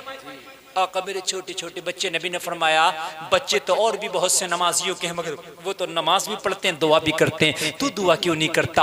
अर्ज करने लगा आका मेरी पूरी बात सुन लें और आप भी मेरी पूरी बात सुन लें, मजा आ जाएगा। अर्ज करने लगा आका बात इतनी सी है या रसूल अल्लाह, मेरे छोटे छोटे बच्चे हैं या रसूल अल्लाह। मेरा पड़ोसी एक यहूदी है, उसका आंगन और मेरा आंगन दोनों मिला हुआ है। मेरे और उस आंगन के दरमियान सिर्फ एक दीवार का फासला है। यहूदी के आंगन में एक खजूर का दरख्त लगा हुआ है या रसूल अल्लाह, उसकी शाखें मेरे आंगन में झुकाई हैं। जब रात होती है तो यहूदी के दरख्त का पका पका खजूर टपक टपक के मेरे आंगन में गिर जाता है या रसूल अल्लाह। मेरे छोटे छोटे बच्चे हैं, मैं फजर की नमाज के बाद फौरन इसलिए चला जाता हूँ कि मेरा कोई बच्चा उठ जाए और आंगन में गिरा हुआ खजूर उठा के ना खा ले या रसूल अल्लाह, वो तो हराम हो जाएगा ना, माल पड़ोसी का है मेरे आका। इसलिए मैं जल्दी से नमाज अदा करके घर जाता हूँ। मेरे आंगन में जितना यहूदी का टपका खजूर है अपने दामन में भर लेता हूँ और या रसूल अल्लाह भरने के बाद मैं अपने यहूदी पड़ोसी के अपने दरवाजे पे जाता हूँ, दरवाजे पे दस्तक देता हूँ। यहूदी आता है, कहता हूँ ले ये तेरे रात भर की अमानत है, इसे अपने कब्जे में कर ले। आका अगर दुआ करने लग गया तो डर है मेरा बच्चा उठ के उसकी उठा के खजूर ना खा ले, इसलिए मैं अपने बच्चों को हराम से बचाता हूँ। मेरे नबी ने फरमाया मेरे सहाबी तूने मेरी शरीयत पे अमल किया है। सुभान अल्लाह सुभान अल्लाह। आज का होता दे देता, लड़ जाता ना देता, कहता भाई मेरे आंगन में गिरा मैं क्यों दूं? है हकीकत बात है, नीयत खराब हो गई लोगों की। कहता भाई मैं क्यों दूं, मेरे तो आंगन में टपका हुआ है। बल्कि रात को वो सो जाता ना तो और हिला हिला के गिरा लिया करता, हाँ, और उसको भी खा लिया करता। और मुसलमानों हराम का लुक्मा अपनी जिंदगी में ना आने दो, ये तेरी शरीयत है यार। इस्लाम में हराम का काम ही नहीं है। ये मजहब हलाल मजहब है, यहाँ तो गोश्त भी हलाल का खाया जाता है, यहाँ तो हर चीज हलाल है। हराम का तो कोई मसला ही नहीं है, किधर से भी आप पकड़ लो इस्लाम में हर चीज हलाल है। जोर से बोलो ना सुभान अल्लाह। हाय हाय हाय। आका मैं वो खजूरें उठा उठा के अपने पड़ोसी को देता हूँ, इसलिए या रसूल अल्लाह मैं दुआ में शामिल नहीं हो पाता। मेरे नबी खुश हो गए, मेरे नबी ने गले से लगा लिया। गले से लगा के मेरे नबी ने फरमाया आज तेरा मामला ही साफ कर देता हूँ, आज तेरी परेशानी ही दूर कर देता हूँ। अपने पड़ोसी को जरा बुला के तो ला। सहाबी खुशी खुशी अपने पड़ोसी को बुलाने के लिए गया, यहूदी को पकड़ के मेरे नबी की बारगाह में ले आया। मेरे नबी ने फरमाया तू इसका पड़ोसी है? हाँ हाँ मोहम्मद अरबी मैं इसका पड़ोसी हूँ। मेरे नबी ने फरमाया वो खजूर का दरख्त तेरा है? हाँ हाँ मोहम्मद अरबी वो खजूर का दरख्त मेरा है। मेरे करीम मुस्तफ़ा ने फरमाया तो एक काम कर, मैं उस दरख्त का आज खरीदार बन के आया हूँ, बेच दे। सुभान अल्लाह सुभान अल्लाह। जिंदाबाद। एक बात और बताऊं, आगे से लेके पीछे तक बहुत मजे से सुनना। दुनिया वाला देता है तबीयत के मुताबिक, आमना का लाल देता है जरूरत के मुताबिक। सुभान अल्लाह सुभान अल्लाह। तबीयत और जरूरत में फर्क है भाइयों। तबीयत ये होता तुम्हारे पास मांगने वाला आया, तुमने 5 का नोट दे दिया, 20, 50, 100, 200, 1000 दे दिया, ये हो गया तुम्हारी तबीयत। और जरूरत हो गया जितनी उसकी जरूरत थी एक ही बार में हल कर दिया। नबी चाहते 10-5 किलो खजूर मंगवा देते बाजार से, कहते ले ये खजूर अपने घर रख देना, बच्चों से कहना उसका उठाकर मत खाना, ये खाना। लेकिन नहीं, ये होता तबीयत के मुताबिक देना। जरूरत थी उस खजूर का दरख्त खरीद के इसे मालिक बना देना। जब गिरे, रात को गिरे तब खा ले, दिन में गिरे तब खा ले, ना गिरे तो गिरा के खा ले। बात है कि नहीं है? जैसे चाहे खा ले, मैं तुझे मालिक बनाता हूं। यहूदी तो बोले बेचेगा, और उसकी मैं तो नहीं बेचता, नहीं बेचता। नबी ने फरमाया अगर बेचे तो मुंह मांगी कीमत अदा करूंगा। किसी चीज को खरीदना हो तो कीमत नहीं देखी जाती, बता बस फैसला बदल दिया, नियत बदल दिया। अगर आप मुंह मांगी कीमत देंगे तो बेचने को तैयार हो। नबी ने मुंह मांगी कीमत अदा की, इसने कीमत रखी, नबी ने कीमत अदा कर दी, इसने बेच दिया। नबी ने पेड़ खरीदा और खरीदने के बाद अपने सहाबी से कहा जा, मैंने तुझे पेड़ का मालिक बना दिया है, अब चाहे खाया करना या खिलाया करना,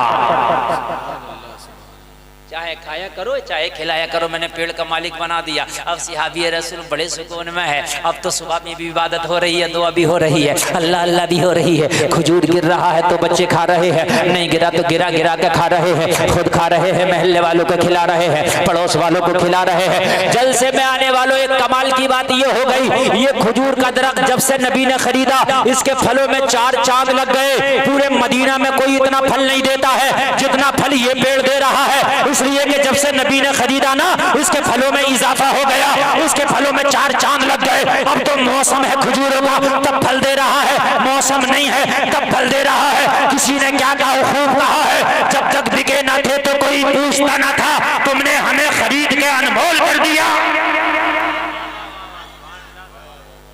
ऑपरेटर साहब इसका इको कम करो भाई, इको कम करो।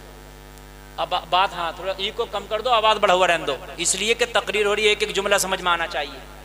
पूरे मदीना में इस पेड़ की शोहरत हो गई, उस सहाबी जैसा पेड़ किसी का नहीं है। जब सब पेड़ बांझ हो जाते हैं तो इसका पेड़ तब भी फल देता है। देता क्यों था? मेरे नबी ने जो खरीद लिया था। जब तक बिके न थे तो कोई पूछता न था, तुमने हमें खरीद के अनमोल कर दिया। आवाज आ रही है कि नहीं आ रही? अब साफ कॉलम की आवाज और बढ़ा दो भाई, जरा थोड़ी सी सेटिंग करो। देखो नात में ही को बढ़ा कर रखा करो, तकरीर में घटा कर रखा करो, अब साफ आएगी आपको। ओ मेरे भाई, पूरे मदीना में शोहरत हो गई, उस जैसा पेड़ किसी का नहीं। लोगों ने चढ़ाना बरगलाना शुरू कर दिया, तू कहाँ चक्कर में पड़ गया, इतना तूने फ्री में पेड़ दे दिया, इतने कम दामों में दे दिया, इस जैसा पेड़ तो पूरे मदीना में नहीं, किसी के बाग में नहीं, किसी के घर में नहीं। आदमी बरगलाता ही है। किराए पे दुकान दी मालिक ने, किराएदार की दुकान अच्छी चलने लगी तो बस इसकी नीयत खराब हो गई, दुख से किराएदार को निकाला, खुद रख लिया। होता क्या नहीं होता? ये पता नहीं है तेरी दुकान की वजह से दुकान नहीं चल रही है, बल्कि इसके नसीबे की वजह से दुकान चल रही है। बड़ा मामला है। 2 साल 3 साल किराएदार ने, गरीब ने मेहनत किया, मेहनत करके अपना कारोबार जमाया, मालिक की नीयत खराब हो गई, हटाओ। अब झगड़े। ओ भाई जरा नीयत तो साफ रखो, क्या पता इसके नसीबे से चल रही है, तू रखे तो ना चले। होता भी है, ये ग्राहक आ रहे, तू अगर बैठेगा तो मक्खी मारेगा, इसलिए कि इसका नसीबा है, तेरा नसीबा क्या पता ना हो। अल्लाह अल्लाह तेरा गौर का, नीयत खराब हो गई, लोगों ने बरगलाया चढ़ाया, कहाँ तूने फ्री में पेड़ दे दिया, ये तो बड़ा कीमती है, ये तो 1 साल में इतना खजूर दे देगा जितना तूने कीमत लिया है। बस यहूदीदा कहने लगा, बात फेरने में, जबान बदलने में टाइम कितना लगता है? अरे है तो मेरे ही आंगन में, जबान फेर देते, बेईमानी कर लेते, कोई लेके थोड़ी गया है, तो मेरे ही आंगन में। बात समझ रहे कि नहीं समझ रहे? बस बेईमानी कर लिया, आओ भाई मेरे अंगना में, जबान फेर दिया। और सहाबी रसूल परेशान, कहने लगा पंचायत बैठा लो। 4 आदमी आएंगे तो कहेंगे जिसके आंगन में उसी का है। और आजकल पंचायती भी बड़ा झूठ बोल रहा, बड़ी बेईमानियां कर रहा, बड़ी डकैतियां डलवा रहा। इस पंचायतियों पे मैं सही बता रहा हूँ, मैदान मैशर में बड़े दुर्रे पड़ेंगे, सही बता रहा हूँ। अगर किसी की पंचायत करने के लिए जाओ, फैसला करने के लिए जाओ, तो अपना मत देखो, गैर मत देखो, कमजोर मत देखो, ताकत वाला मत देखो, जो हक बात है उसे डंडा ठोक के कहो। फैसला हो रहा है तो फैसले में कोई इसकी कह रहा है, कोई उसकी कह रहा है। अभी लॉकडाउन लगा था ना, तो एक मौलाना की 6 महीने की तनख्वाह नहीं दे रहे लोग।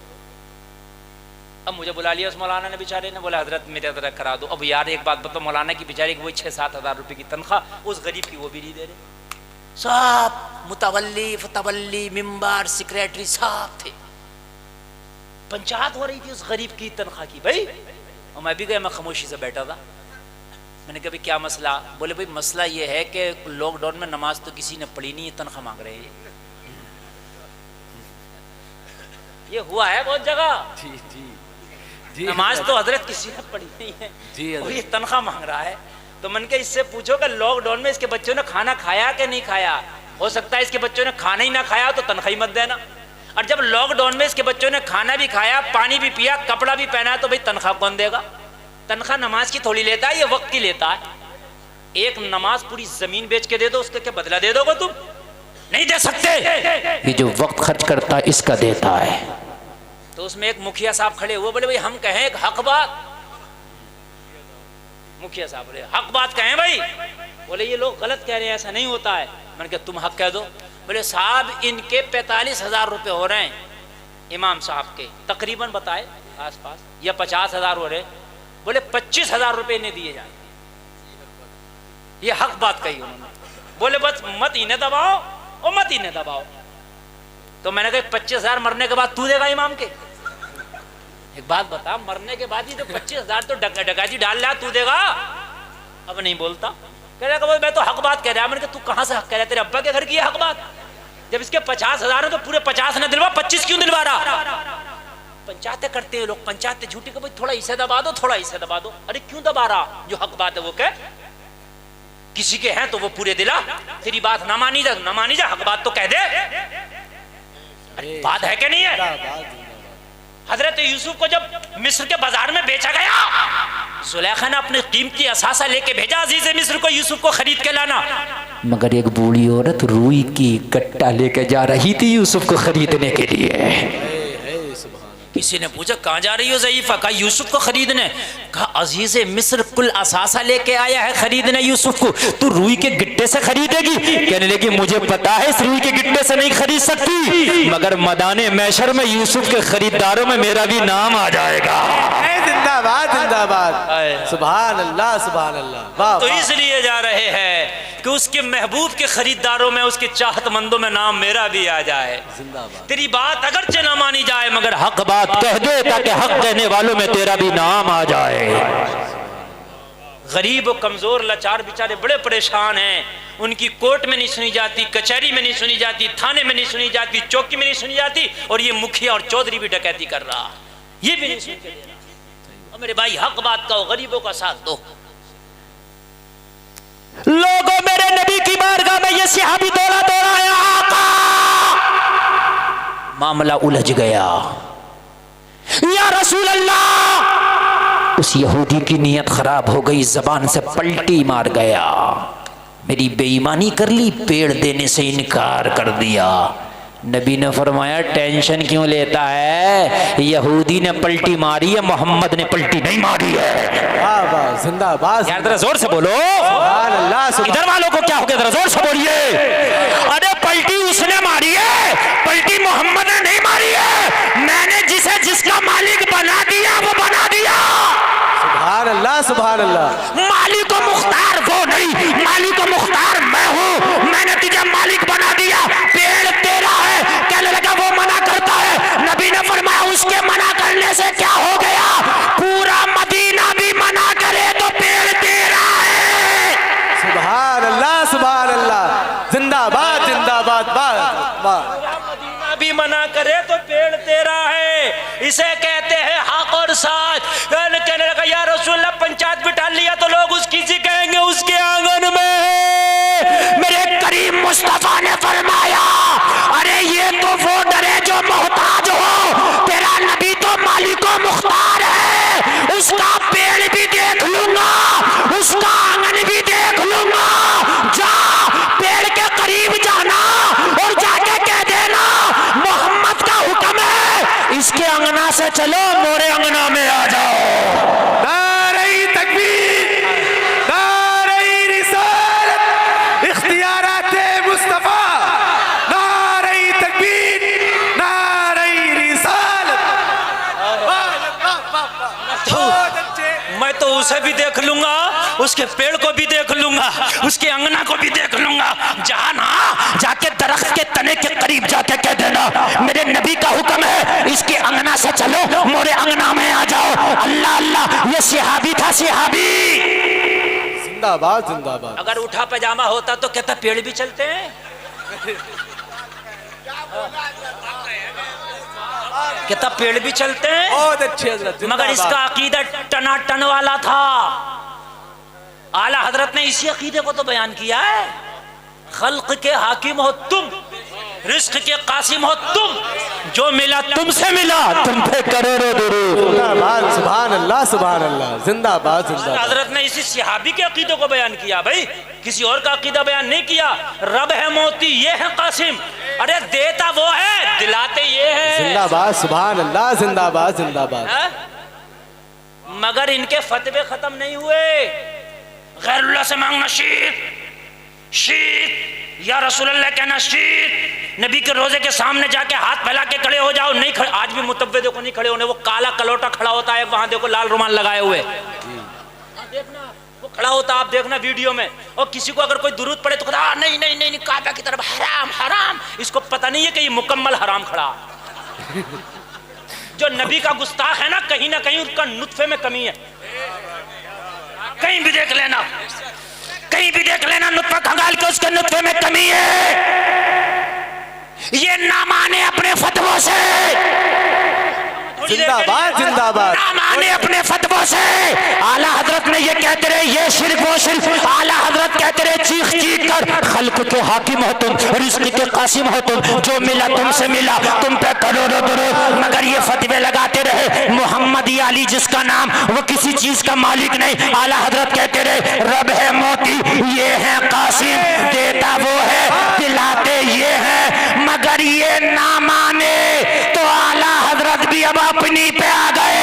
आला हजरत ने आंखों में आंखें डाल के डंडा ठोक के कहा तुम्हारी माँ ने दूध पिलाया है तो अब अहमद रजा को रोकना, मैं तो मालिक ही कहूंगा कि हो मालिक के हबीब, यानी महबूब मुहिब में नहीं मेरा। नारे तकबीर, नारे रिसालत, मसलके आला हजरत, मसलके आला हजरत, तालीमाते आला हजरत। सुभान अल्लाह सुभान अल्लाह।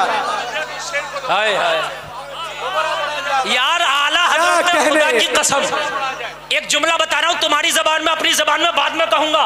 इसे कहते हैं आला हजरत ने खसाबियत दिखा दी। तुम्हारी माँ ने दूध पिलाया, रोक के दिखाओ, मैं तो मालिक। वाह वाह वाह, जिंदाबाद जिंदाबाद, वाह वाह वाह वाह वाह, जिंदाबाद, वाह मुफ्ती साहब वाह, दिखाओ रोक के। सुभान अल्लाह सुभान अल्लाह। कोई किसी को ज्यादा टॉर्चर करे ना, ज्यादा टॉर्चर करे, खबरदार ये मत करना, खबरदार खबरदार। जब उसका मूड खराब होकर पारा चढ़ता तो कहता अब रोक के दिखा, यही कर। वाह वाह, जिंदाबाद जिंदाबाद, क्या कहने हजरत, वाह वाह, बहुत अच्छे। कहता कि नहीं कहता है? आला हजरत ने कहा अब तुम रोक के दिखाओ, मैं तो मालिक ही कहूंगा, बेशक। इससे कम में तो मैं मानने वाला ही नहीं। जिंदाबाद जिंदाबाद। मालिक से कम मैं मानने वाला नहीं मैं। अच्छा, आला हजरत खाली कहते नहीं, प्रूफ भी देते हैं। खाली कहते नहीं, कहना तो बहुत आसान है, मैं कह दूं मैं प्रधानमंत्री हूं, हो गया क्या? प्रूफ प्रूफ प्रूफ प्रूफ देखिए। मौलाना ज़करिया साहब मेरे दोस्त है, मैं इनके पास जाऊं, मैं कहूँ हजरत घड़ी बड़ी अच्छी है यार, जरा दे दो, तो ये कहेंगे यार मौलाना गुलफाम मैं आपसे बड़ी मोहब्बत करता हूँ बेपनाह। यार तुम मेरी तेरी क्या करते हो यार, जो मेरी है वो तेरी है, जो तेरी है वो मेरी है। वाह वाह वाह, जिंदाबाद जिंदाबाद। जो अच्छा लगे, इजाजत की जरूरत नहीं, उठा ले ले। महबूब और मुहिब में मेरा तेरा नहीं होता। वाह वाह वाह, जिंदाबाद जिंदाबाद, जिंदाबाद जिंदाबाद, हाय हाय हाय, वाह वाह वाह, हाय हाय हाय हाय, क्या कहने, हाय हाय हाय, जिंदाबाद जिंदाबाद। मेरा नबी महबूब है, अल्लाह मुहिब। आला हजरत कह रहे मैं तो मालिक ही कहूंगा कि हो मालिक के हबीब। क्यों कहोगे अहमद रजा मालिक? कह रहे महबूब मुहिब में नहीं मेरा तेरा। जिंदाबाद, सुभान अल्लाह, क्या कहने। महबूब मुहिब में नहीं मेरा तेरा। हाय हाय, जिसे नबी दे दें उसे अल्लाह दे देता है। वाह वाह वाह, सुभान अल्लाह।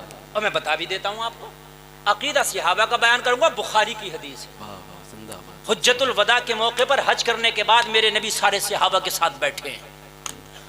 नबी ने मक्का शरीफ की तरफ इशारा किया और सारे सहाबा से पूछा, ये बताओ ये कौन सा शहर है? सारे सहाबा को पता है इसके अंदर काबा है मक्का में, और अभी तवाफ करके आए। सबको पता है मक्का है, लेकिन सब बोले अल्लाह उसका रसूल बेहतर जाने। हाय हाय, सबको पता है ये मक्का शरीफ है, मगर क्या कह रहे हैं? अल्लाह उसका रसूल जाने। नबी ने फरमाया, अच्छा ये बताओ ये महीना कौन सा? यार जब हज कर रहे हैं तो सबको पता हज का महीना। अरे भाई मुहर्रम में थोड़ी ना हज होता, जुल्हिज में तो होता है ना, हज के महीने में हज होता है, सफर में थोड़ी होता है। कहा अल्लाह उसका रसूल बेहतर जाने कौन सा महीना है। सुभान अल्लाह। अभी जो आला हजरत का शेर है, महबूब वो मुहिम में नहीं मेरा तेरा, इसकी तर्जमानी में हदीस बुखारी की हदीस से कर रहा हूँ, जरा तवज्जो कीजिए। नबी ने तीसरा सवाल किया, अभी कुर्बानी करके आए, 10 तारीख थी। कितनी तारीख थी? कहा ये बताओ आज दिन कौन सा है? सारे सहाबा ने कहा कुर्बानी करके बैठे हैं अभी। अरे 10 तारीख को कुर्बानी करते नहीं करते हैं आप लोग भी? अभी सब करके बैठे हैं, सब करे अल्लाह उसका रसूल बेहतर जाने। फिर नबी ने फरमाया ये मक्का है, नबी ने फरमाया जुल्हिज का महीना है, नबी ने फरमाया आज 10 तारीख है। फिर नबी ने फरमाया ये बताओ तुम्हें पता तो था, तुमने बताया क्यों नहीं? सब के सब बोले पता तो था मगर बतलाया इसलिए नहीं, पता नहीं आज मंशाए यार क्या है। सुभान अल्लाह, सुभान अल्लाह, क्या कहने। पता नहीं आज मंशाए यार क्या है। हमारे बताने से क्या होता है? अगर जो आप चाह ले तो वही होता है। हम कहते ये मक्का है, अगर आप मना कर देते ये आज से मक्का मक्का नहीं रहा, इसका नाम ये हो गया, तो हमारे कहने से मक्का मक्का ना रहता, आपके कहने से नाम बदल जाता। अरे आपके चाहने से किबला बदल जाए है? आपके चाहने से 50 नमाजों की 5 हो जाए, सवाब उतना ही रहा है, तो आका हमारे कहने से क्या होता है? वो तो आपके चाहने से होता है। मैं तो मालिक ही कहूंगा, क्यों मालिक कि हो मालिक के हबीब, यानी महबूबो मुहिब में नहीं मेरा तेरा। आए आए सहाबी से मेरे नबी ने कहा जा उसके तने के करीब जाना और जाने के बाद मेरा पैगाम सुनाना। तुम्हें मोहम्मद अरबी ने कहा है कि इसके अंगना से चल के मेरे अंगना में चले आओ। इतना कहना था, ये पक्के अकीदे का था, सच्चे अकीदे का था, इसे पता था जो नबी कह देते हैं वो हो जाता है। लोगों ये नबी का हुक्म लेकर के यहूदी के दरवाजे पे गया। यहूदी बोला क्या काम है? कहा आखिरी बार पेड़ से मुलाकात करने दे। कहने लगा पेड़ तो मेरा है, कहने लगा पेड़ तेरा ही सही, मुलाकात तो करने दे। सुभान अल्लाह, सुभान अल्लाह। मेरे आंगन में है तो कहने लगा तेरे आंगन में तेरा है तो भाई एक बार तो जब आंगन के ऊपर ही तेरा है, अच्छा तेरे आंगन में तेरा, मेरे में होगा तो बोला तेरा, तो कहने एक मुलाकात करने दे। अजीब मामला, पेड़ों से भी कोई मुलाकात करता होगा, मगर इसे क्या पता है नबी की बात तो पेड़ भी सुनता है और पत्थर भी सुनता है। जिंदाबाद जिंदाबाद, क्या कहने। बेशक। अबू जहल मुट्ठी में कंकरी लाके बोला बता मेरी कंकरी मुट्ठी में क्या है? नबी ने फरमाया मुझसे क्या पूछता है, इस मुट्ठी के कंकर से पूछ मैं कौन हूँ। बेशक, सुभान अल्लाह। अल्लाह अल्लाह, जरा गौर करो। कहने लगा अगर आखिरी मुलाकात चाहते हो तो जाओ, चले जाओ। लोगों जरा गौर करना, मेरे नबी का पैगाम सुन के सहाबी रसूल पेड़ के करीब गया। उसके तने के करीब खड़े होने के बाद जैसे किसी के कान में कोई चुपके चुपके छिपके छिपके बातें करता है, उसके तने से कहने लगा ओ दरख्त पता है इमामुल अंबिया का हुक्म हुआ है, इसके आंगन से चलो, मेरे आंगन में आ जाओ। इतना सुनना था, पेड़ ने हिलना शुरू कर दिया, जड़ों को उखाड़ता हुआ, जमीन को चीरता हुआ यहूदी के आंगन से चला, सहाबी के आंगन में आ गया। इतना देखा, सहाबी कह रहा था अस्साइलु मिनका ला यस्माउला, अस्साइलु मिनका ला यस्माउला। तो बरेली से आवाज आई कौन देता है? देने तो मुझे चाहिए, देने वाला है सच्चा हमारा। नारे तकबीर, नारे रिसालत, इख्तियार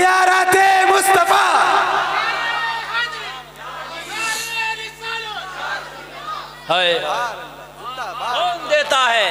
देने को मुंह चाहिए। देने वाला है सच्चा हमारा नबी, हमारा नबी। बेशक। सुभान अल्लाह।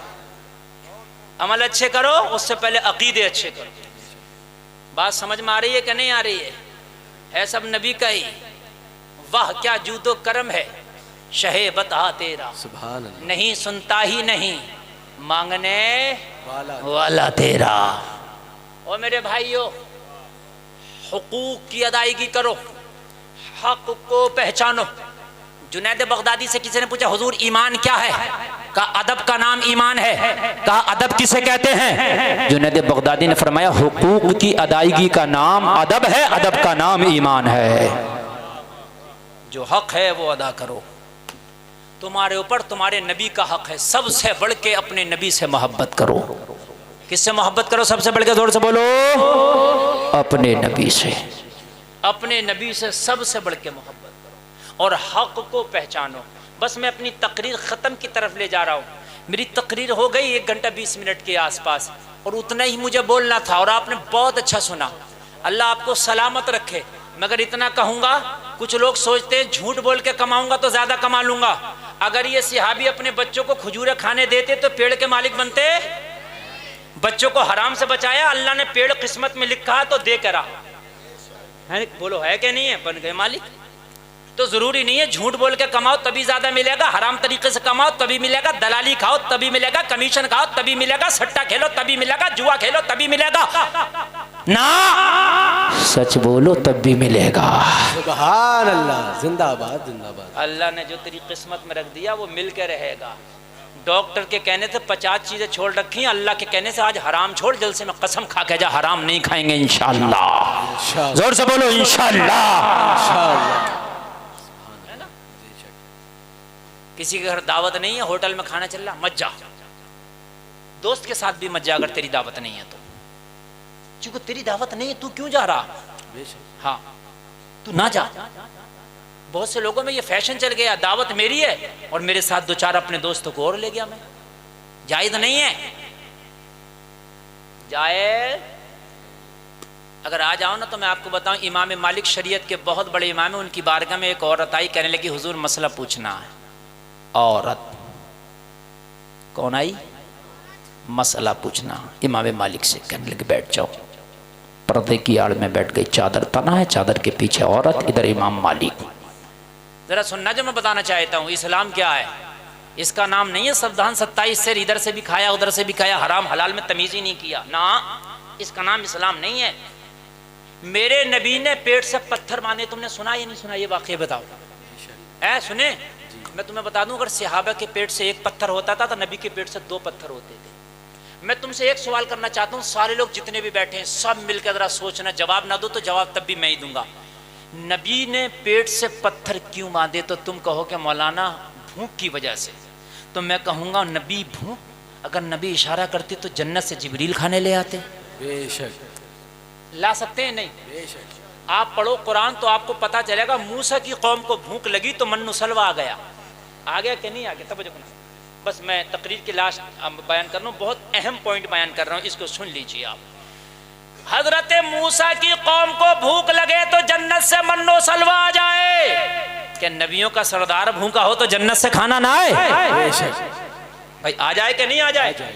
लेकिन फिर मेरे नबी ने पेट से पत्थर क्यों बांधे? तो इसलिए बांधे ताकि अपनी उम्मत को बतला दूं, जहां खाना सुन्नत है वहां भूखा रहना भी सुन्नत है।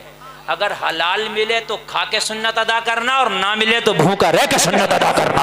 अल्लाह सुभान अल्लाह। जिंदाबाद जिंदाबाद। हलाल मिले तो खा के सुन्नत अदा करना और ना मिले तो भूखा रह के सुन्नत अदा करना, मगर हराम की तरफ हाथ ना बढ़ाना। हमारे यहाँ तो क्या है भाई, अगर कम है तो भाई चाहे किसी तरीके से आए लेकिन पैसा आए। नहीं मेरे भाई, अगर पैसा कम है तो ज़रूरियात को मुख्तसर कर दो लेकिन हलाल का रखो। तुम्हारी नस्लें तुम्हारी मुतियो फरमा बरदार रहेंगी अगर हलाल खिला के पालोगे। हराम के लुक में अगर खिलाए तो तेरी नस्लें बागी हो जाएंगी। देख तो बड़े बड़े अधिकारियों को देखना, मेरी बात पे जरा जो मैं बता रहा हूँ तजर्बा करना, अगर नहीं किया हो तो। जो बड़े बड़े अधिकारी हैं, बड़ी बड़ी पोस्टों पर हैं, जो रिश्वतें लेते हैं सुबह से लेकर शाम तक इतनी इतनी हाथ भर भर के गरीबों का पेट कसते हैं, या तो उनकी औलाद होगी नहीं, और होगी तो कोई बीमार होगी, कोई विकलांग होगी, कोई पागल होगी। देख लेना आप, मेरा तजर्बा है, ये तजर्बा है मेरा ये। या तो होगी नहीं औलाद, और होगी तो विकलांग होगी, इल्ला माशाअल्लाह किसी को ही तो मैं कह नहीं सकता। समझ रहे हैं आप? पैसा बेशुमार है लेकिन बरतने वाला कोई नहीं है। मेरे भाइयों, इस औलाद के लिए मत रखे जाओ। अल्लाह ने तुम्हें दिया, तेरी औलाद को भी जायज तरीके से जितना चाहो कमाओ अपनी औलाद के लिए, अपने लिए, मगर हराम तरीके से ना कमाओ। कहने लगी हुजूर मसला पूछना है। कहने लगी मसला पूछना, तो बैठो बताओ। बस ये मसला बता दूं और तकरीर खत्म कर दूं।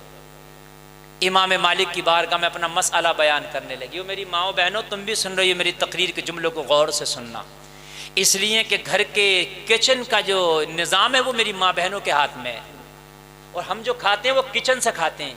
खाना वहीं तो बनता रसोई में, और वो उसका इंतज़ाम निज़ाम औरतों के हाथ में, मर्द में नहीं है ना। तो औरतें खास ख्याल रख के हमारे किचन में कोई हराम की चीज़ तो नहीं आ रही है। अगर नमक भी हराम का है तो बगैर नमक के हांडी पका ले, लेकिन हराम का नमक भी अपने खाने में न डालें। जिंदाबाद। कान खोल के सुने। कहने लगे हुजूर मसला। हम बता। कहने लगे हुजूर मेरा जो कारोबार, मेरा बिजनेस, जो मेरा काम है, मैं रूई काटती हूँ चरखा चलाकर। समझ गए? चरखा चला कर रूई काटती हूँ। हुजूर मेरे पास चराग नहीं है, मैं बड़ी गरीब हूँ जो चराग की रोशनी में काट लूँ। जब रात होती है ना तो अपने चरखे को छत पर रख लेती हूँ, और छत पर रख के चांद की जो रोशनी आती है ना उससे चरखे से रूई काटती हूँ।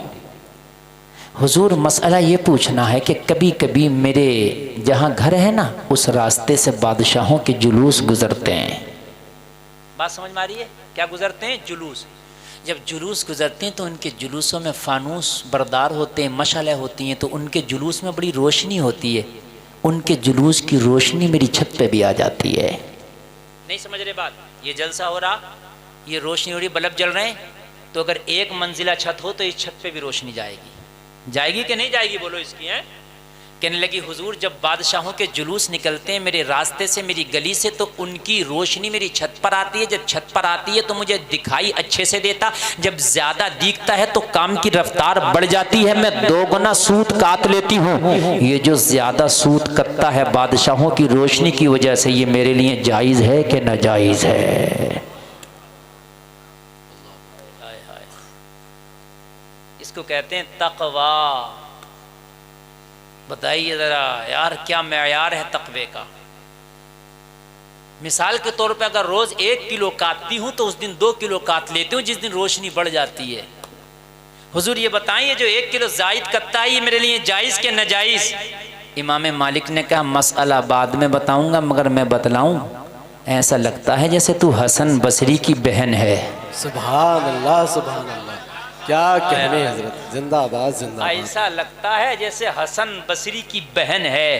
कहने लगी हुजूर मुझे तो आज तक किसी गैर मर्द ने नहीं देखा, मेरा आज तक दुपट्टा तक किसी गैर मर्द ने नहीं देखा, मेरी चादर तक किसी गैर मर्द ने नहीं देखी। हुजूर मैं तो आपकी बारगाह में भी मसला पूछने आई तो बीच में चादर लगा है, चादर के उस पार मैं हूँ, चादर के इस पार आप हैं, आपको तो ये भी नहीं पता मेरे कपड़ों का कलर कैसा है, फिर आपने कैसे पहचाना कि हसन बसरी की बहन हूँ? हाँ हाँ हुजूर हसन बसरी की बहन ही हूँ, हसन बसरी मेरा ही भाई है, मेरा सगा भाई है, तो तुमने पहचाना कैसे? इमाम मालिक ने फरमाया ये तकवा हसन बसरी की बहन ही का हो सकता है और किसी का नहीं हो सकता। हाय हाय मेरी बहनों, अपने कल्चर ऐसे बनाओ कि ज़माने में जब तुम्हारा जिक्र आए तो ज़माने वाले कहें फला घराने की बेटी ही हो सकती है इतनी नेक। आज बाज लड़कियां इतनी आज़ाद और इतनी फ्री हो गई हैं, इतनी फ्री हो गई हैं कि वो पूरे शहर में मशहूर है कि वो घराना आ रहे, उस घर की लड़कियां तो बड़ी बेपर्दा घूमती हैं, बड़ी बदचलन है। और मेरी बहनों अपना माहौल फातिमी कर लो, कल्चर फातिमी कर लो, ताकि तुम्हारे घराने का जब जिक्र आए तो ज़माना कहे इस कल्चर की बच्चियां तो उसी घराने की हो सकती है। सुभान अल्लाह, सुभान अल्लाह, जिंदाबाद जिंदाबाद। का हुजूर हाँ हसन बसरी की बहन हूँ। अब बताएं मसला। कहने लगे इसलिए मैंने पूछा कि ये पूछना भी ज़रूरी था, वरना मसला नहीं बता पाता। तू है किसकी बहन, ये पूछना ज़रूरी था मसले के लिए। अच्छा हाँ, ये पूछना ज़रूरी था। तो बताएं। कहने लगे सबके लिए इस तरह का सूद काटना जायज़ है, तेरे लिए नाजायज़ है। कहने लगे हुजूर ऐसा क्यों? कहने लगे तू तकवे के उस मयार पर फाइज है कि तेरा तकवा इसकी भी इजाजत नहीं देता। अल्लाहु अकबर। तू तकवे के उस मयार पर फाइज है कि तेरा तकवा इसकी भी इजाजत नहीं देता। तो तुम कोई ओम प्रकाश चरण सिंह नहीं हो, तुम अब्दुल्ला अब्दुल जब्बार हो मेरे भाई। तुम सब नहीं खा सकते, तुम्हारे लिए सिर्फ हलाल चलेगा। बात है कि नहीं है? सिर्फ हलाल चलेगा, सिर्फ हलाल चलेगा। बस आखिरी बात, बरेली के मुफ्ती आज़म हिंद एक दुकान पर कहीं सफर में थे, पान वाले से कहा पान लगा दे जरा। क्या कहा? पान लगा। वो पान लगाने लगा। पान वालों की और बाल काटने वालों की एक आदत होती है, वो काम करते करते थोड़ा सा बात कर लेते हैं। वो पान लगा रहा था, बात कर लिया, हुजूर कहाँ रहते हैं आप? कहा बरेली। कहाँ रहते हैं आप? बरेली। इतना कह के हुजूर मुफ्ती आज़म हिंद बरेली, पान लगता छोड़ गए और आगे चले गए। रुके ही नहीं, रुके नहीं। आपका कोई मुरीद गालिबन या कोई शागिर्द वहां पर साथ में था, वो वहीं खड़ा रहा, पान लगवाता रहा। सरकार मुफ्ती आज़म हिंद आगे चले गए एकदम दौड़ के। वो पान लगवा के पीछे से लेकर आया भाग के, हुजूर पान तो आपका रह गया था। ला खाया। कहा हुजूर पान वाले की दुकान से आप क्यों चले आए? तवज्जो करना जो मैं जुमला बोल रहा हूं। हुजूर पान वाले की दुकान से क्यों चले आए? पान आप लगवाने के लिए खुद रुके थे, क्यों चले आए? कहने लगे मैं रुका तो पान लेने के लिए ही था, लेकिन उसने एक सवाल कर दिया, मियाँ कहाँ रहते हो? मैंने इतना तो कह दिया बरेली। मुझे खौफ पैदा हो गया अगला सवाल ये ना कर दे कि अहमद रज़ा को जानते हो, तो मुझे ये बताना पड़ जाता कि अहमद रज़ा मेरे अब्बा का नाम है और सच में मेरे अब्बा हैं। मैं डरता हूँ इस वजह से कि वाकई कि मेरा हुलिया इस काबिल है कि अपने आप को आला हजरत का बेटा बता सकूँ। शर्म आती है मुझे कि मेरा हुलिया है इस काबिल कि मैं अपने आप को कह सकूँ मैं आला हजरत का बेटा हूँ। लोगों, मैदान महशर में हम किस मुंह से कहेंगे या रसूल अल्लाह हम आपके उम्मती हैं? नमाजें हमारे नाम अमाल में नहीं होंगी, हराम हम खा के गए होंगे, दूसरे की बच्चियों को हम तक के गए होंगे, अपने वालिदैन का दिल हम दुखा के गए होंगे, दाढ़ियां मुंडा के हम गए होंगे, नाच गाने करके हम गए होंगे। ए मेरे मुसलमान ये तो बता मैदान महशर में फिर किस मुंह से कहेगा या रसूल अल्लाह मैं आपका उम्मती हूँ? ऐसी शक्ल बना ले, ऐसा हुलिया बना ले, जिंदगी ऐसी गुजार दे कि कब्र में जब फरिश्ते तुझसे पूछे तो जब तक तू ना बोले तेरा नबी आगे बढ़ के बोले ओ मेरे फरिश्तों आज इससे ना पूछो मैं कौन हूं, आज मुझसे पूछो ये कौन है। डर था कि इसियां की सजा अब होगी या रोज़े जजा, दी उनकी रहमत ने सदा, ये भी नहीं वो भी नहीं। नबी की सच्ची गुलामी करो और सच्ची गुलामी नमाजें पढ़ेंगे भी नमाजें सीखेंगे भी। बोलो इंशाअल्लाह, हाथ उठा के बोल दो एक बार इंशाअल्लाह। अल्लाह सलामत रखे। कहने सुनने में कोई ख़ता हुई हो तौबा करता हूँ, मेरा मौला माफ़ फरमाए। सारा मजमा एक बार कलमा शरीफ पढ़ के सुनाए, ला इलाहा इल्लल्लाह मुहम्मदुर रसूलुल्लाह, इस्लाम जिंदाबाद, वमा अलैना इल्लल बलाग। अस्सलामु अलैकुम।